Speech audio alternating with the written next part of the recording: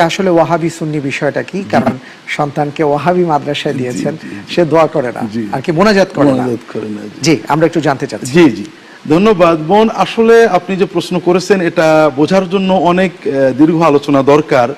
ওয়াহাবি শব্দটা এসেছে সৌদি আরবের, বর্তমান সৌদি আরবের যিনি একজন সংস্কারক ছিলেন, তিনি 1700 সালের মাঝামাঝি জন্মগ্রহণ করেন এবং আমার যতটুকু মনে পড়ে 1700 শতাব্দী অর্থাৎ অষ্টাদশ শতাব্দীর শেষে 1790-95 তিনি মৃত্যুবরণ করেন। এই মুজাদ্দিদ বা সংস্কারক তিনি বেদাতের বিরুদ্ধে ছিলেন। তার কর্মের ভুল ত্রুটি আছে, তবে তিনি বেদাত বিরোধী ছিলেন। পরবর্তীতে সারা দুনিয়াতে যে কোনো মানুষ বেদাতের বিরোধিতা করলেই তাকে ওয়াহাবি বলা হয়। ওয়াহাবিয়তের কোনো ডেসক্রিপশন নেই। যেখানে কেউ মুনাজাত না করে তাকে ওয়াহাবি বলা হয়। অনেক জায়গায় আছে ধূমপান না করলে তাকে ওয়াহাবি বলা হয়।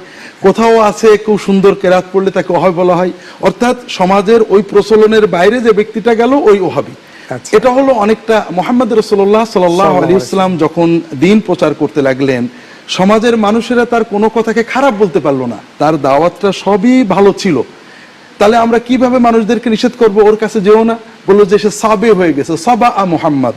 সাবে মানে আমাদের বাপ দাদার প্রচলিত ধর্ম ত্যাগ করে নতুন একটা ধর্ম নিয়ে আসছে, একটা গালি মাত্র।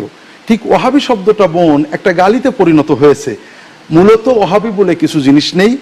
কোরআন সুন্নাহ মতো যারা চলে সমাজে দেখবেন, যারা কোরআন মানতে চায়, সহিহ সুন্নাহ মানতে চায়, রাসূলুল্লাহ সাল্লামের অনুসরণ করতে চায়, যারা বেদাতকে ভালোবাসেন তারা তাদেরকে ওয়াহাবি বলে গালি দেন।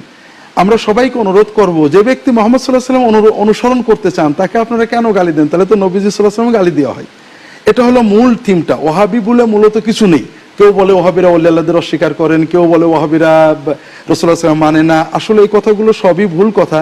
মূলত যাদেরকে আমরা ওয়াহাবি বলি তারা সবই মানেন। তারাও মাযহাবু মানেন, তারা সুন্নাত মানেন, তারা ওলিয়াল্লাহদের মানেন, কোরআন মানেন, এবং তারা কেউই মুহাম্মদ ইবনে আব্দুল্লাহর ভক্ত নয়। কিন্তু তারা বেদাত বিরোধিতা করেন। এটা হলো সমস্যা। এটাই সমস্যা।